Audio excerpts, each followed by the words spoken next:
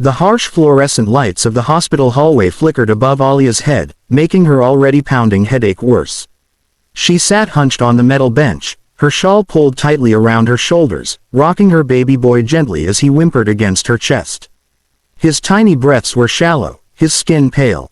She forced herself to look at the paper in her lap again, the hospital bill. The number at the bottom stared at her like a cruel taunt. 8 million Pakistani rupees. She let out a strangled laugh, one that turned into a sob. That much money might as well have been a mountain she was expected to lift. Her baby needed heart surgery. Without it, the doctors had said, he wouldn't survive. Alia's lips trembled. She worked double shifts at the diner down the street, barely making enough to cover rent and formula. She had no parents to call, no savings hidden away, no rich relatives who could swoop in to help. All she had was a cousin who occasionally lent her small amounts when she begged enough. Her hands shook as she pulled out her old, cracked phone. She scrolled through her contacts, eyes blurring with tears. Maybe, just maybe, her cousin would pick up this time. She took a picture of the bill with trembling fingers. Then she typed out the message, her desperation spilling into every word. Please, I beg you. My baby's surgery can't wait. I'll work for you my whole life if I have to, just don't let him die. I'll pay back every rupee, I swear it. Her thumb pressed send before she lost the courage. The little check mark appeared, and Alia sank against the wall, clutching her son closer. But minutes passed, then 10, then 15, no reply. Her heart twisted painfully in her chest. She had poured her last ounce of dignity into that message, and still, silence was her only answer.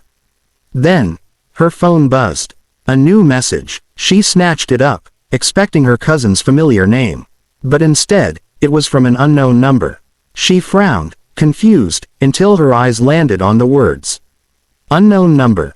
$2 million has been wired to the hospital under your name. I'm on my way. Alia blinked. Her mouth fell open. What? Her first thought was that this had to be some cruel scam. Someone playing with her misery. Who in the world would send that much money? She couldn't even imagine $2 million. She was about to delete the message when footsteps pounded down the hall. The hospital accountant, usually so cold and strict, came rushing toward her with wide eyes. Miss Alia, he asked, nearly out of breath. Yes, she whispered, holding her baby tighter. He looked at her like he had just seen a miracle. The payment, your bill, everything has been covered. $2 million was transferred directly to the hospital fund under your name. Alia's world tilted. She gripped the bench to keep from collapsing. What did you say? It's true, he insisted, waving a paper in the air. The surgeons have been notified. Preparations for your son's operation are already being made. He will get the surgery immediately. The words hit her like sunlight breaking through the darkest storm. Her knees buckled, and she sank to the floor, tears streaming down her face. Relief, so sharp and sudden, made her dizzy. Her baby would live. She buried her face in his tiny chest, whispering broken prayers of gratitude. But as the shock began to fade, one thought burned in her mind. Who had done this? Who had sent that message? Her phone buzzed again. The same unknown number. Unknown number. Stay where you are. I'll find you. Alia's chest tightened with fear and confusion. She looked around the crowded hallway, searching for a clue, a face she might recognize. And then the sliding glass doors at the hospital entrance opened. The air shifted instantly, as though the entire building took notice of the man walking in. Tall, broad-shouldered, dressed in a sharp dark suit that seemed completely out of place among the chaos of the hospital, he walked with a confidence that made people step aside without a word. His polished shoes echoed against the tiles, his presence commanding attention like gravity itself. His eyes swept the hallway once, just once, before landing squarely on her. Alia's breath caught. Her heart stuttered violently in her chest. She knew that face. She would know it anywhere. It was Zion Malik, the ruthless young billionaire whose empire stretched across half the country. The man whose face graced magazine covers, whose name was whispered with awe and envy. But to Alia, he was something else. He was the man she had once loved with every beat of her. Alia's pulse thundered in her ears as Zion Malik closed the distance between them. Every step he took seemed heavier, slower, louder. She clutched her baby protectively, her body tensing like a cornered bird. When he finally stopped in front of her, she forced herself to meet his gaze. Those stormy gray eyes, once the source of her happiest memories, now felt dangerous. Zion, she whispered, her voice breaking. His jaw tightened, but when his eyes dropped to the tiny boy in her arms, something shifted.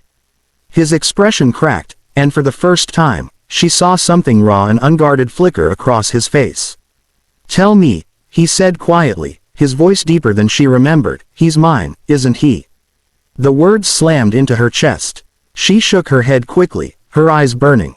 "No, you can't just walk in here and demand answers. You have no right." Zion's gaze hardened, though his voice stayed calm. "Alia, I just paid for his life. You think I did that for charity?" Her lips trembled. "I didn't ask you to. It was a mistake. I didn't mean to text you. I thought I was begging my cousin for help. I never wanted." Her voice broke, and she hugged the baby tighter. "I never wanted you to see us like this." Zion crouched slightly, trying to catch her eyes. "Alia, look at me." She refused, tears spilling down her cheeks. "Alia," he said again, more firmly. Reluctantly, she lifted her gaze. He reached out a hand but stopped short of touching her. His fingers hovered near the baby, trembling slightly. "How old is he?" "7 months," she whispered. Zion closed his eyes, a sharp breath escaping him. "7 months," he repeated, as if memorizing it. "Which means," his eyes flew open, burning into hers. "You were already carrying him when you left." Alia flinched. Memories she had buried deep clawed their way back. The day she had walked out of his penthouse, humiliated and broken after his family's scathing rejection of her. "She's not your equal, Zion. She'll drag you down. End it before she ruins everything." "I had no choice," she whispered, her voice trembling. "Your world, it wasn't mine. I couldn't raise a child there. Not with people who looked at me like I was dirt." Zion's expression darkened. "You think I cared what they thought? You think any of them matter more than this?" His hand gestured toward the child, his voice raw. "You chose them once," she snapped, bitterness slipping through her tears. "You chose your empire, your reputation, over me." The hallway around them had gone eerily silent. Nurses, patients, and staff stood frozen, watching the confrontation like a scene out of a film. Zion ignored the stares. He leaned closer, lowering his voice. "Maybe I was a fool then. But I won't make that mistake again. Not when it's about my son. Not when it's about you." Her heart thudded painfully. She wanted to believe him, wanted to melt into his words, but the scars of the past held her back. "I don't need your pity," she whispered. "I've survived this long without you. I can keep surviving." Zion's jaw clenched. "This isn't pity, Alia. This is responsibility. This is," his voice cracked slightly, the mask of control faltering. "This is me realizing I almost lost both of you today." She gasped softly, stunned by the vulnerability in his tone. Zion Malik, the untouchable billionaire known for his ruthless business deals, was looking at her with pleading eyes. He finally reached out, gently brushing a finger against the baby's tiny hand. The infant stirred, curling his fist around Zion's finger instinctively. Zion's breath hitched. His shoulders shook faintly as he whispered, "He's perfect. Just like you." Alia bit her lip, unable to hold back her sobs. The baby's grip on him felt like fate itself pulling them together. Zion lifted his eyes to hers again, determination burning in them. $2 million won't erase what happened. It won't buy forgiveness, but it will give our son a future. And I promise you this, Alia, I will give him more than money. I will give him my name, my protection, my love. I will give you everything I should have given years ago." Her chest heaved with conflicting emotions. "And what if I can't trust you again? Then let me earn it," he said simply. "One day at a time. For him. For us." Alia stared at him, torn between fear and hope. For years, she had dreamed of hearing those words, only to tell herself they were impossible. Yet here he was, kneeling before her, their son's tiny hand anchoring them together. Maybe, just maybe, fate had not been cruel after all. Maybe sending that desperate message to the wrong number wasn't a mistake. It had been destiny, guiding her back to the man she once thought was lost forever. Heart, the man who had broken her when their worlds tore them apart. And now, he was walking straight toward her.